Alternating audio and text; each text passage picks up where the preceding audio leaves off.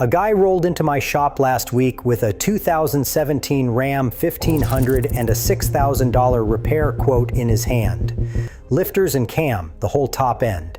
He asked me if it was worth fixing. I told him no, and then I told him what to buy instead.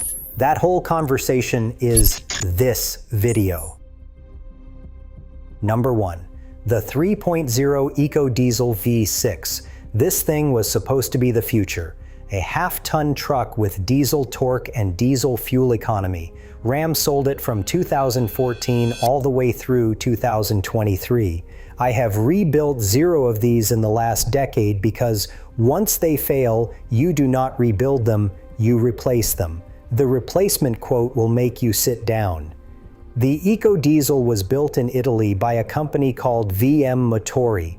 Beautiful little engine on paper, 260 horsepower and 480 pound-feet of torque.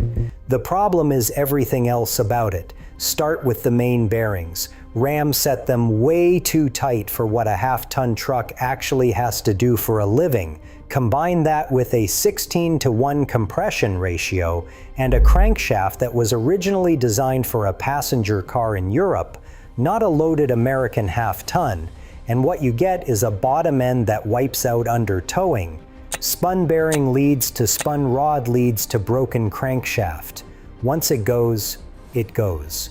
I had a customer a couple years back with a 2015 EcoDiesel, 84,000 miles on it. He brings it in for a coolant leak. I pop the oil cap and the inside looks like a chocolate milkshake. The oil cooler had failed and was dumping coolant straight into the oil galleries. Dealer quote to fix it properly with a new engine and a full cooling system flush was $21,000. On a truck worth maybe $26,000. Then there is the EGR cooler recall. In October 2019, Ram had to recall over 107,000 of these in the United States because the EGR cooler was cracking and lighting the intake manifold on fire.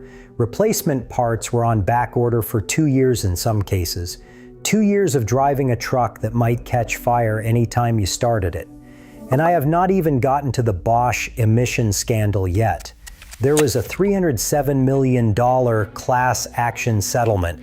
Owners got around $3,000 each because Ram and Bosch were caught using a defeat device to fake emissions numbers. The truck was lying to federal regulators the whole time you owned it. If you see one of these trucks for sale cheap in 2026, that is a bomb with a price tag. But there is another engine that is sneakier, because the people who own it usually do not even know what is wrong until the dealer hands them a $3,500 quote. Number 2. The first generation 3.6-liter Pentastar V6. I am talking specifically about 2011, 2012, and the early 2013 Rams. The later Pentastars from 2016 on are a completely different conversation, and they are actually fine. But the first ones had a defect that Ram still has not formally recalled. The driver's side cylinder head has a casting flaw that lets the exhaust valve seats overheat. Cylinder. Number 2 takes the worst of it every time. The valve seat starts to deform, the valve stops sealing, and you get a misfire on cylinder 2 that is so consistent that as soon as a tech sees that code on a first-generation Pentastar, he already knows what the problem is before he opens the hood. And here's the part that makes me angry, because Stellantis knew about this for years. They issued an internal warranty extension called the X56 Bulletin back in 2014. They quietly extended the left cylinder head warranty to 10 years and 150,000 miles, never called it a recall, and never sent you a letter in the mail. Unless you specifically asked the dealer if your VIN was covered, you would never know.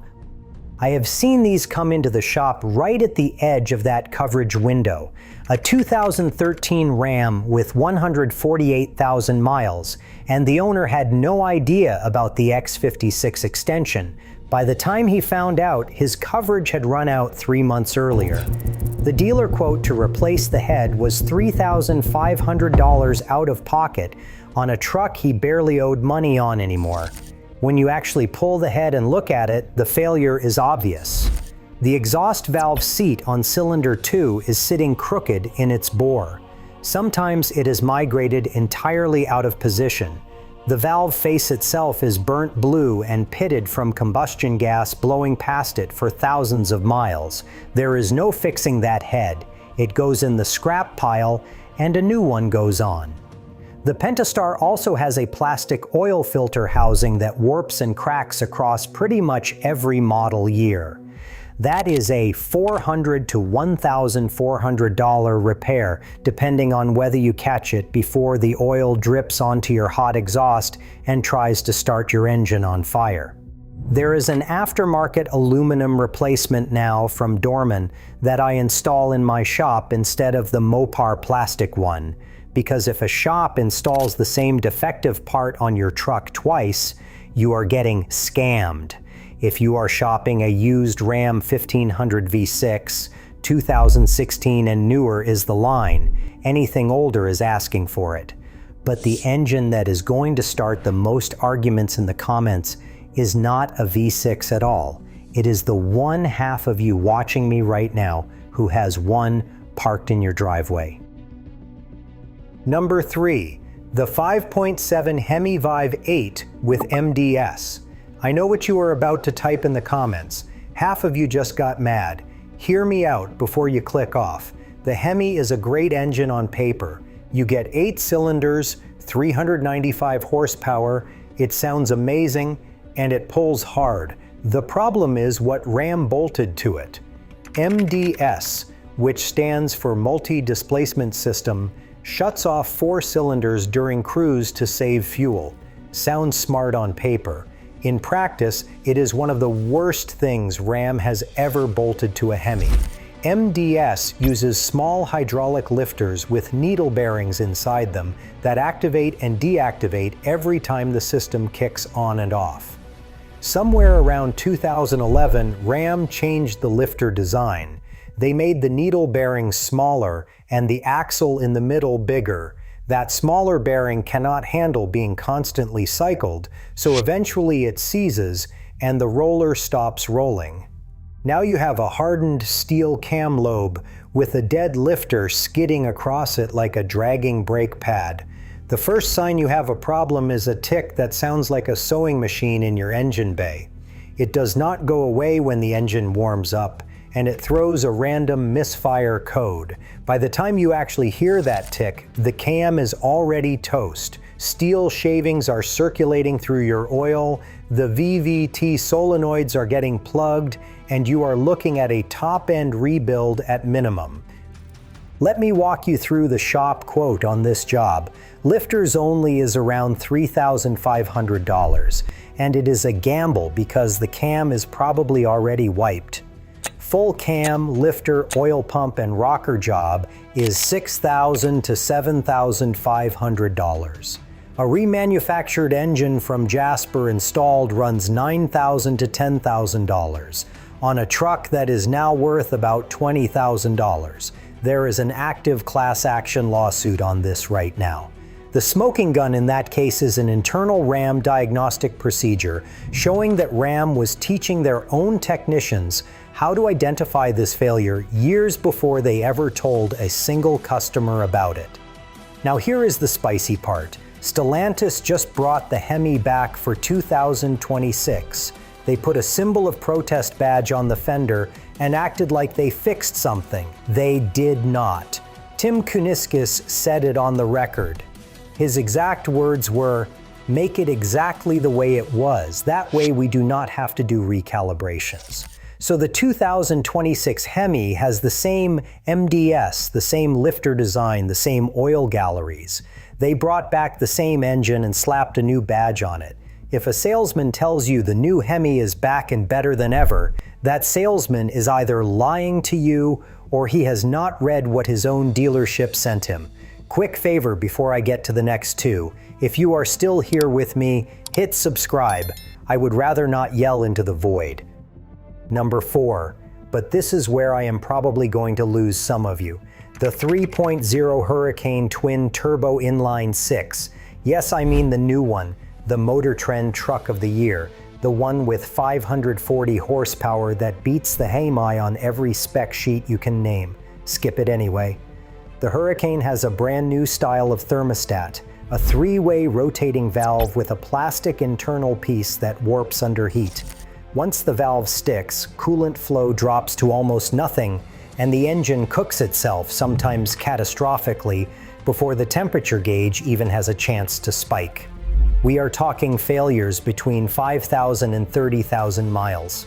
Stellantis issued a customer satisfaction notice last summer to replace the thermostats. Replacement parts have been on 6-week back orders. I have heard of owners getting the recall thermostat installed and having it fail again 4 days later because the replacement is the same defective part. The block is worse.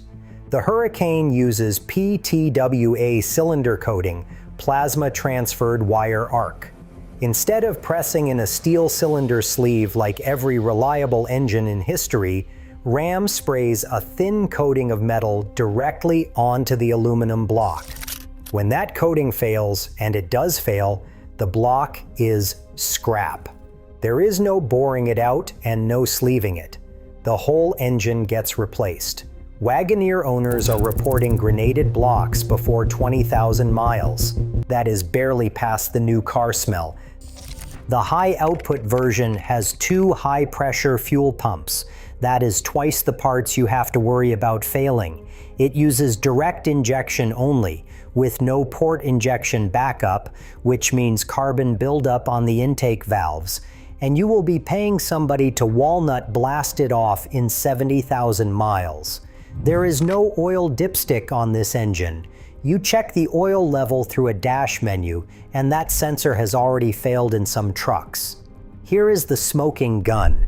The reason Stellantis brought the Hemi back is that Ram 1500 sales dropped 16% in 2024 during the hurricane-only year. 12,000 Hemi orders came in the first 24 hours after the announcement. The market voted with its wallet. The Hurricane is a science project that cost Ram its sales lead, and the smart play is to let somebody else eat the warranty claims. Revisit it in 2029 when the design has had a chance to grow up. So if those 4 are off the table, what did I tell that customer with the $6,000 lifter quote to go buy instead? The one engine you should actually be hunting for is the 6.7 Cummins from 2016, 2017, or 2018. Specifically the standard output in a Ram 2500 or 3500 with the G56 manual transmission if you can find it, or the 68 RFE automatic if you cannot. Here is why that exact window matters. From 2003 all the way through 2018, Ram used the Bosch CP3 high-pressure fuel pump. The CP3 is the most reliable diesel injection pump anybody has ever put in a pickup truck. Nothing else even comes close. In 2019, Ram switched to the CP4 pump, the same pump that destroyed thousands of Ford Powerstroke and GM Duramax fuel systems. When a CP4 fails, it sends metal shavings through the entire fuel system. $8,000 minimum to clean up. Ram had to do a recall in 2020 to put the CP3 back on 2019 and 2020 trucks. So if you are shopping in that window, only buy one with the recall completed. But 2016 through 2018 trucks have the CP3 from the factory, which means you have nothing to verify and nothing to worry about. From 2013 forward, Ram also added the SCR aftertreatment system, the DEF system. I know diesel guys hate hearing that, I get it. But the SCR system actually reduced how hard the EGR has to work, which means less soot loading on the DPF and less carbon in the intake. From mid-2007 to 2012, trucks without DEF actually run dirtier and regenerate harder than the SCR-equipped ones do. Then there is the G56 manual transmission, the last real manual gearbox you could put behind a heavy-duty diesel in this country. After 2018, it was gone. If you find a clean 2016 Ram 2500 with the G56 and the 6.7, you have what is, in my opinion, the last great Ram heavy-duty truck before the emissions and the electronics got out of hand. Now here is the part nobody walks into the dealership prepared for when they go shopping for a used Ram 2500. In spring 2026, a clean truck with around 120,000 miles will run you $40,000 to $55,000. A new 2026 Cummins high-output truck is $75,000 to $100,000. Year 1 depreciation alone on the new truck will pay for every preventive repair the used one might need. Plan to budget about $1,500 on day 1 for proactive service. Pull the VGT actuator and rebuild it or replace it, inspect the EGR cooler, and service the DEF heater. After that, you have a truck that, with regular oil changes and clean fuel, will go 400,000 miles. I have seen it happen. I have customers driving them right now. That is the answer. A used 6.7 Cummins from the 2016 to 2018 window is where I would put my money in a Ram in 2026. The Hemi return is the same engine wearing a new badge, and the Hurricane needs 3 more model years to figure itself out. If you own a diesel Ram, watch this next. 11 things most drivers never figure out about these trucks. Stuff that saves you money and keeps your engine alive longer.